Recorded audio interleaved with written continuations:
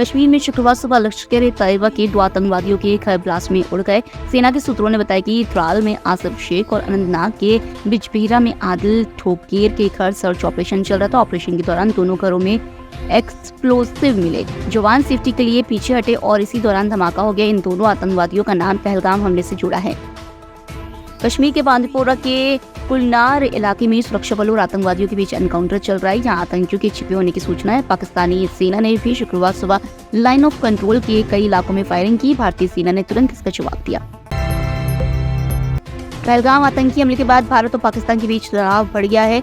इसी बीच पाकिस्तानी रेंजर्स ने पंजाब के इंडो पाक बॉर्डर पर बीएसएफ के जवानों को हिरासत में लिया है, जिस दौरान उसके हाथ से AK-47 भी छीन ली गई। हिरासत में लेने के बाद वे जवान को अपने साथ ले गए। इसके बाद पाकिस्तानी मीडिया में जवान की 2 फोटो जारी की गई।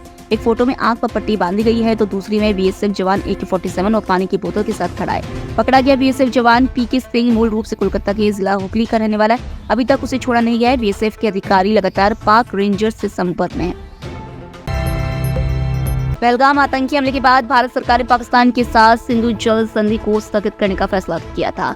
गुरुवार देर रात भारत की तरफ से पाकिस्तान को चिट्ठी भेजकर इसकी आधिकारिक जानकारी दे दी गई है। भारत में जल शक्ति मंत्री सचिव देबाश्री मुखर्जी ने पाकिस्तानी जल संसाधन मंत्रालय के सचिव मुर्तजा को पत्र लिखा है। इसमें कहा गया है कि यह संधि अच्छे संदर्भ में की गई थी, लेकिन अच्छे रिश्तों के बिना इसे बनाए नहीं रखा जा सकता।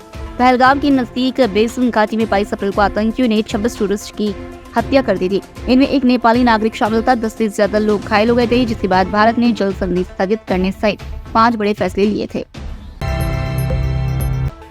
राष्ट्रीय स्वयंसेवक संघ प्रमुख मोहन भागवत ने गुरुवार को पहलगाम में हुए आतंकी हमले की निंदा की। उन्होंने कहा कि आतंकवादियों ने लोगों से उनका धर्म पूछने के बाद हत्या की।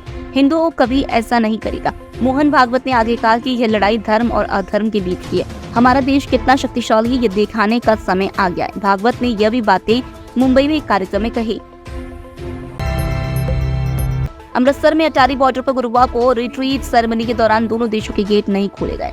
बंद गेटों के बीच दोनों देशों के झंडे उतारे गए। इसके साथ बीएसएफ के जवानों ने पाक रेंजर्स से हाथ भी नहीं मिलाया।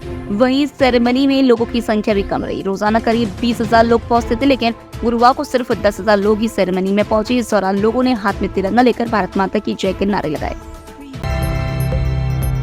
माता वैष्णो देवी के दर्शन के लिए जाने वाले रास्ते पर 2 लोग बिना परमिशन पानी सेवा चलाते हुए पकड़े गए। ये लोग नकली दस्तावेज दिखाकर श्रद्धालुओं को गुमराह कर रहे थे। पुलिस ने दोनों के खिलाफ मामला दर्ज कर लिया। पहला मामला श्री गीता माता मंदिर के पास सामने आया। वहाँ एक व्यक्ति ने खुद को पूर्ण सिंह बताया, लेकिन जब पुलिस ने जांच की तो पता चला कि उसका असली नाम मुनीर हुसैन है। वह किसी और का पहचान पत्र लेकर पूनी चला रहा था। दूसरा मामला बाणगंगा पुल के पास हुआ, जहाँ फारिक खान नाम का युवक बिना किसी लाइसेंस के पानी सेवा चला रहा था। वहीं जम्मू जिले के कोटली गांव का रहने वाला है। उसने खुद माना कि उसके पास कोई अनुमति नहीं है। ब्रिटिश की सांसद में जम्मू कश्मीर के पहलगाम में हुआ आतंकी हमला गूंजा। सिख सांसद तनमनजीत सिंह ढेसी और बॉब ब्लैकमैन ने गुरुवार को संसद में इस मुद्दे को उठाया और इसे कायरतापूर्ण, घातक और चौंकाने वाला आतंकी हमला बताया।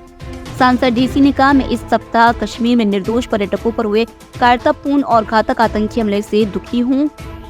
मेरी प्रार्थनाएं पीड़ितों के परिवारों के लिए। मुझे पूरी उम्मीद है कि दोषियों को जल्द ही न्याय के कटघरे में लाया जाएगा।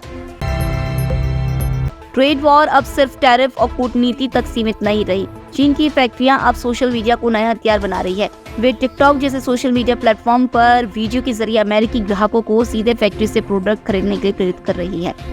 डोनाल्ड ट्रंप प्रशासन भले ही चीन पर 245% टैरिफ लगाकर उसे झुकाने की कोशिश कर रही हो, लेकिन चीन की कंपनियां अमेरिकी उपभोक्ताओं से सीधे कह रही है, ब्रांड को भूलो, फैक्ट्री से सीधे वही सामान खरीदो।